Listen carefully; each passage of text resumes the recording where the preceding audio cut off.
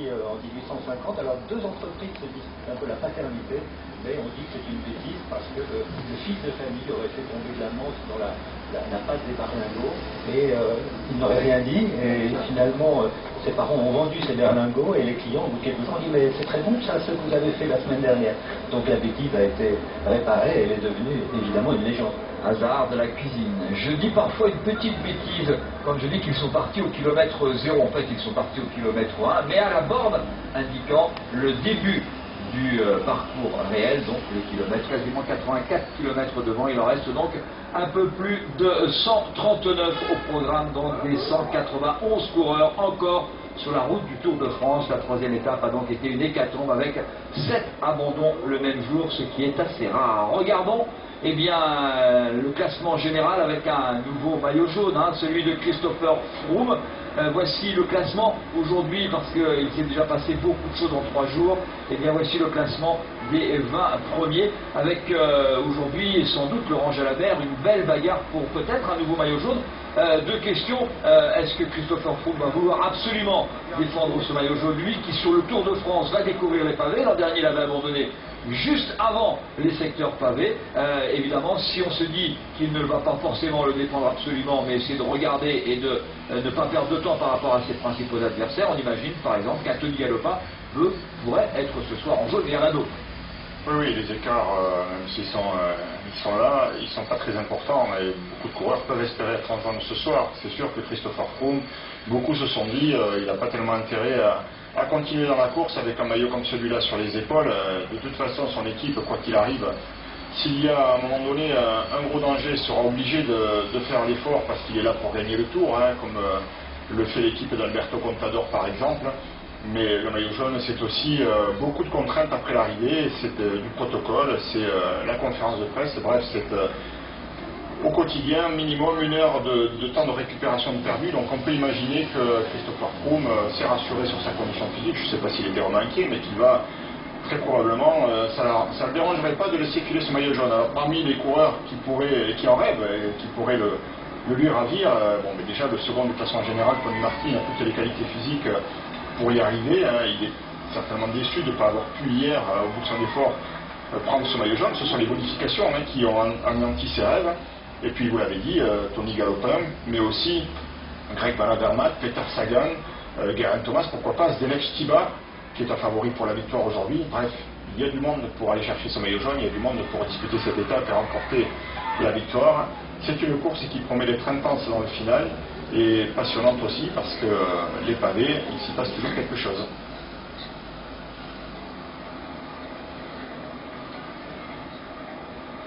Un regard sur les maillots distinctifs avant d'être encore plus précis sur la route. Pour l'instant, les hommes de tête vont entrer dans la province de Hainaut. On est encore en Belgique. Les maillots qui, pour certains, ont changé. Un est apparu. Alors, le maillot jaune est bien désormais pour Christopher Froome, le Britannique. André Greipel a remporté hier le sprint intermédiaire. Le coureur allemand est toujours donc en vert dans le classement par points. Il a 27 points d'avance sur Peter Sagan. Peter Sagan est désormais en blanc dans le classement du meilleur jeune. C'est donc les coureurs nés après le 1er janvier 1990. L'ancien détenteur, porteur du maillot blanc n'est plus là. Malheureusement, Tom Dumoulin, victime de cette terrible et impressionnante chute hier, a été contraint à l'abandon. Il n'a d'ailleurs pas repris son vélo, transporté tout de suite à l'hôpital. Et puis Joaquim Rodriguez est donc le premier coureur à porter le maillot blanc à croix rouge de meilleur grimpeur. Sa victoire hier lui ayant rapporté 2 points. En ce qui concerne le plus combatif, il était dans l'échappée hier et avant-hier, mais il n'est pas là aujourd'hui. Et pourtant, il a fait un petit bout de course avec Eric Kemmerer. Le premier jour, c'est Jan Barta, le coureur tchèque de l'équipe allemande Bora Arbon 18. A noter qu'hier, le classement par équipe, qui se fait sur les 3 premiers coureurs de chaque équipe aux arrivées, eh bien, a été dominé par l'équipe AG2R, la mondiale, qui a placé 3 coureurs bien placés d'ailleurs, avec Alexis Guillermoz, avec Jean-Christophe Perrault et avec Romain Bardet. Mais les dossards jaunes sont toujours portés par l'équipe BMC Racing Team avec 27 secondes d'avance sur l'équipe ETIX Quick-Step. En ce qui concerne le classement des coureurs français, on en a parlé avec Tony Galopin, on en a parlé aussi avec Warren Barguil qui est ici en discussion avec Thibaut Pinot. Eh bien, Warren Barguil, il est 11e du général à 1,07, vous l'avez vu sur nos tableaux. Jean-Christophe Perrault n'apparaissait pas, il est 21e Jean-Christophe à 2,07. Alexis Vuillermoz, lui, est désormais 22e à 2,26. Julien Simon est 24e à 2,45. Et Thibaut Pinot, que nous avons aperçu, remis, je l'espère, de ses émotions. On reparlera encore et toujours de cette chute qui restera une des images très fortes de ce Tour 2015. Thibaut Pinot est 27e à 2 minutes 58. Et il reste 40 Français dans le peloton à l'absence de William Bonnet, opéré en ce moment même à la Salpêtrière à Paris, mais qui a, on le verra tout à l'heure avec des images et un petit sujet préparé par l'excellent Benoît Durand, a envoyé beaucoup de textos et a beaucoup tweeté avec ses coéquipiers tout au long de la soirée et tôt ce matin. Il a donc rassuré l'ensemble de la FDJ. 4 hommes en tête, partis donc dès qu'ils ont aperçu la borne indiquant le kilomètre 0, partis au premier kilomètre de cette très longue étape, 223 km 500 entre Serein en Belgique et Cambrai en France. Le retour du Tour de France en France. 4 hommes donc qui ont composé cette échappée, qui ont eu plus de 9 minutes 10 au maximum d'avance pour le quatuor avec Lieu Vestra, avec Thomas de Rent, avec Eric Kemeler, avec Frédéric Brun. Alors c'est facile à reconnaître. Thomas de Gent, le coureur belge, porte le maillot rouge de l'équipe Lotto Soudal. C'est l'équipe belge. Lieu Vestra porte le maillot bleu ciel et le dossard 9 de l'équipe Astana. C'est donc un coéquipier de Vincenzo Nibali. On parlera stratégie tout à l'heure avec Cédric Vasseur et Laurent Jalabert dans cette échappée, la présence notamment de Lieu Vestra. Eric Kemeler porte donc le maillot de l'équipe Europcar. 3e jour avec un coureur de l'équipe Europcar à l'avant. Et 2e fois qu'un coureur de l'équipe Bretagne Séché est à l'avant avec le jeune Frédéric Brun qui est originaire, je vous l'ai dit, du territoire de Belfort, alors que Eric Kemeler, même s'il est vendéen d'adoption, est bien né à Landerneau en Bretagne. Voilà donc le quatuor qui eh bien, a tout à l'heure gravi la seule et unique difficulté répertoriée du jour, donc il n'y aura pas de changement dans le maillot blanc à points rouges. C'était la côte de la citadelle de Namur, lorsque le peloton a traversé Namur, et c'est un Belge qui s'est imposé en haut de cette côte, Thomas de Gent, qui est le 4e coureur à marquer des points dans ce classement du maillot blanc à points rouges qui fête cette année ses 40 ans de présence dans le Tour de France. Nous sommes à 135 km de l'arrivée, c'est-à-dire que les 4 hommes de tête viennent d'entrer dans la province de Hainaut via les Bons-Villers. Ils se dirigeront vers Pontassel. Attention, dans moins de 15 km, rendez-vous avec le premier secteur pavé, celui de Pontassel à Gouy-les-Piétons, 1800 mètres. Oh, ce sera juste un hors-d'œuvre. Attention, passage à niveau aussi en Belgique avant d'entrer donc dans le nord. Les coureurs entrent dans le nord par Gogny-Chaussée. Ils enchaîneront par des villes qui vont peut-être pas forcément vous parler. Si, le Quesnoy tout de même à 58 km de l'arrivée. Ensuite, il y aura l'enchaînement de ces fameux secteurs pavés avant l'arrivée ici à Cambrai. On rentre vraiment par les toutes petites routes et ce ne sera pas simple, sincèrement, aujourd'hui, parce que les pavés sont là, le vent aussi, on a même eu quelques gouttes de pluie, mais on n'espère pas. Drôle d'étape au goût et aux airs de Paris-Roubaix. Oui, c'est un échantillon, hein. Comme hier, c'était un échantillon de la Flèche wallonne, hein. On ne peut pas dire que c'est une classique à chaque jour. C'est un échantillon de ce que l'on trouve dans le cyclisme, ces courses qui ont fait l'histoire du cyclisme et qui viennent à petite dose agrémenter le. C'est dans cette phase de course-là qu'hier nous avons assisté à cette chute spectaculaire, hein, où chaque équipe veut mettre son leader le plus possible à l'avant. Nous étions à l'approche hier de la côte de Bouisseau, première côte répertoriée au classement du vainqueur du Tour de France, et ça roulait extrêmement vite. Aujourd'hui, nous allons aborder les secteurs pavés, tout le monde va vouloir être devant. Certains coureurs se plaignent de ces moments-là, c'est délicat, ça roule très vite, ça frotte beaucoup, les espaces sont réduits et le danger est donc très présent. Ça va être la guerre, non je plaisante, mais ça va être une forme de guerre sportive, parce qu'on est dans une ville qui, elle, a été marquée par les guerres, une région aussi d'ailleurs. Une région marquée par les guerres, le Quesnoy, cette ville fortifiée avec des édifications de Vauban, qui avaient déjà été édifiées une première fois par les Espagnols et qui ont évolué à travers les siècles. Et en effet, les 2 guerres mondiales ont frappé cette ville du Quesnoy. en particulier la Première Guerre, et on peut trouver, visiter un très beau cimetière, un mémorial des Néo-Zélandais, pour toutes les victimes des pays du Commonwealth, les Néo-Zélandais qui, avec les Australiens, ont libéré avec les lois en 1918. Et c'est en 1923 que le maréchal Joffre est venu ici inaugurer ce cimetière.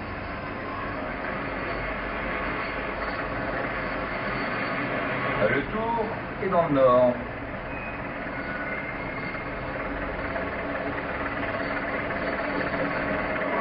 Demain, nous serons entre Arras et Amiens Métropole, une étape de mémoire. D'ailleurs, ni Laurent Jalabert, ni moi-même ne venons les favoris de demain. Ah, il faut vraiment que je prépare toutes mes notes. Alors, elles sont prêtes, je sais. Que je les agrandisse, que je les approfondisse encore. Nous, on vient juste pour les 3 derniers kilomètres. Ça va, je pense que ça va se résumer un sprint de massif. Aujourd'hui, c'est une autre histoire. Quelques gouttes de pluie sur notre caméra embarquée sur l'hélicoptère. Nous en avons 2, 5 sur les motos. Je vais aller voir Monsieur Météo. Nico. Bonjour. Oui, Thierry, il pleut là sur la route du Tour de France, une pluie légère, mais c'est vrai que la pluie vient de faire son apparition. Pour l'instant, évidemment, la route reste sèche, complètement sèche, mais c'est une donnée à prendre en considération.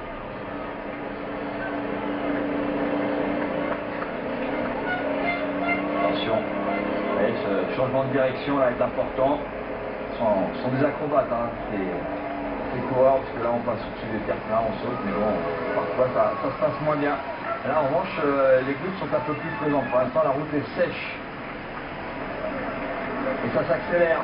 Les énormes ronds-points, il y en a beaucoup, plus ou moins grands, et regardez comment ça s'accélère. Regardez les skies là, à gauche de la route. Et oui, là on a viré à droite, le vent venant toujours de l'ouest, il était tout à l'heure du côté gauche, cette fois il est du côté droit, pardon, cette fois il est du côté gauche, mais toujours de côté. Une fois quart face encore, mais côté gauche, alors bon.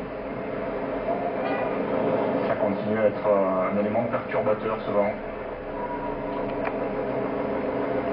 Et ça parle beaucoup en... Très bien, coureur de l'équipe Movistar, à savoir Alex Dosset, là, qui est tombé sur la droite de la route, et de nombreux coureurs distancés comme notamment Kim Leclerc.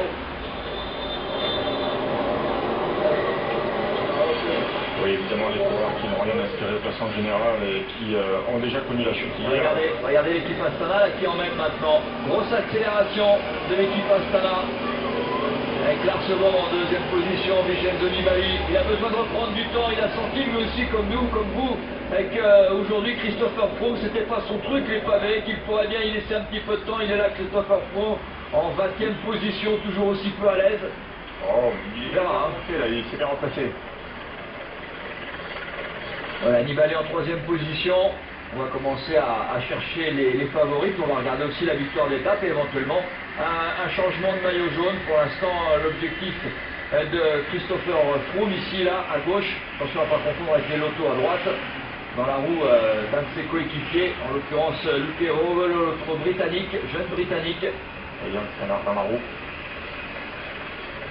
Il y a Michael Chirel au milieu de tout ça.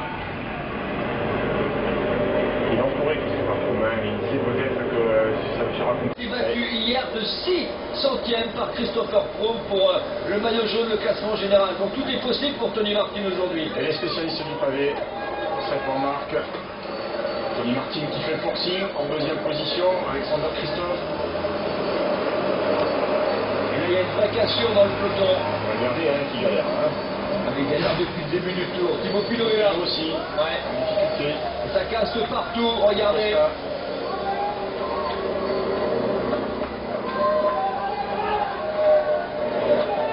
Et Tony Martin ici, c'est le 2e du général, à 1 seconde du maillot jaune.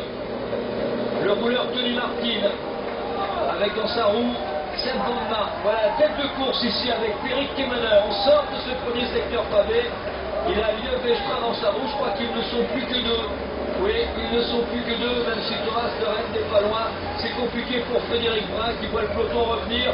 Peloton qui sort du secteur pavé avec Tony Martin, Christopher Froome est là en 7-8e position. Nibali ici en 3e position. Il est là-bas, il va se replacer ici maintenant. Il y a quelques kilomètres.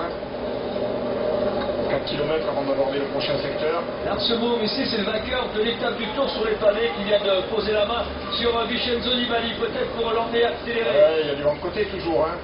Et regardez. Vous savez, c'était tiré, on est mal organisé dans certaines équipes et 10 secondes d'avance pour Martin. 2 km 5, 10 secondes, ça peut lui suffire, parce que c'est vraiment un des meilleurs rouleurs du monde à l'heure actuelle. C'est peut-être même en ce moment le meilleur rouleur du monde, puisque Bradley Wiggins ne roule plus sur la route, plus vraiment, plus avec les Team Sky, que Fabian Cancellara ne s'est toujours pas remis de sa chute au GP3 à Harelbeke à la fin du mois de mars. Et donc voilà Tony Martin dans les rues de Cambrai, le coureur allemand. Pour aller le chercher, il va falloir collaborer à plusieurs équipes. C'est pas le cas. C'est les copidistes qui doivent venir bosser aussi. Ils sont deux devant Nasser Bouhanni. Il y a peut-être de quoi s'organiser quand même, les garçons, là, parce que sinon, eh bien, Tony Martin, il va gagner l'étape et prendre le maillot jaune. C'était l'objectif sur ces pavés. On l'a vu tout à l'heure, notamment avec Miran Katowski quand il a accéléré. 7 secondes pour Tony Martin. Alors, c'est pas fait encore. Il a été battu pour 6 centièmes. 6 centièmes hier soir en haut du mur de 8. C'est pas fait. Parce qu'en deuxième position, il a pris 6 secondes de bonification à Christopher Froome. C'est avec les bonifs qu'il est devenu le maillot jaune de ce Tour de France. 3 maillots jaunes en 3 étapes. Le quatrième pour la 4e étape. Et peut-être là, il aperçoit la flamme rouge et tente de résister au retour du travail fait par les coéquipiers de John Degenkolb. Alejandro Valverde en 2e position. Derrière le peloton, le kilomètre la flamme rouge. Il n'y a pas grand chose. Après, c'est vrai que dans le dernier kilomètre, on vire 2 fois à gauche, virage délicat. Voici les pavés, ce virage là-bas au fond à gauche, il est difficile à négocier. Ensuite, il prendra vraiment le dos. Donc ça devrait pouvoir lui permettre de respirer un petit peu, mais a-t-il vraiment le temps de respirer là? Il se retourne, Tony Martin, pour une victoire d'étape et surtout pour un maillot jaune sur ce Tour de France. Le voilà, c'est ce dernier virage difficile, il est aux 600 mètres. Et attention parce que derrière on vient... Il est bien passé. Il va gagner l'étape. Tony Martin, il va gagner l'étape. Stibar est venu avant en tête pour le virage arrêté pour en péter tout le monde et les empêcher de remonter à la sortie, c'est bien vu. Tony Martin, 500 mètres du rêve, 500 mètres du maillot jaune. C'est bon, c'est fait. Le coureur allemand qui a juste derrière lui le peloton, il a 6 centièmes de retard sur... le traducteur qui parle allemand qui doit me faire rigoler. Il a 1 seconde de retard sur Christopher Froome, il se retourne 250 mètres. Ça va pas le faire pour grand-chose, mais ça va le faire pour Tony Martin, alors que c'est le Valverde de la gueule qui fait l'effort derrière. C'est fait Tony Martin dans moins de 100 mètres maintenant, qui reste concentré sur le tour, il sait qu'il a gagné l'étape et le maillot jaune. Coup de chapeau à Tony Martin qui reste dans son copine. C'est John Degenkolb qui fait 2, 3. C'est Sagan, les 4 Greg Van Avermaet me semble-t-il. Eh bien, 4e jour, et ils ont raison les équipes parce que c'était l'objectif aujourd'hui, c'était de gagner le maillot jaune, c'est fait à Cambrai. Victoire donc de Tony Martin et maillot jaune pour le coureur allemand.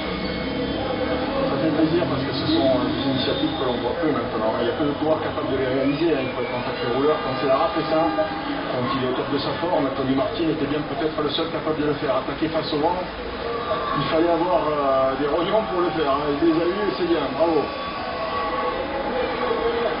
Oui, tout à l'heure, quand on parlait de la possibilité pour Tony Martin de s'imposer, alors on était à 50 km de l'arrivée, alors que Rui Costa en termine, 54 secondes, voilà, il n'a pas récupéré de sa chute, Sylvain Chavanel. Là, on va regarder aujourd'hui le grand battu du jour, c'est Thibaut Pinot.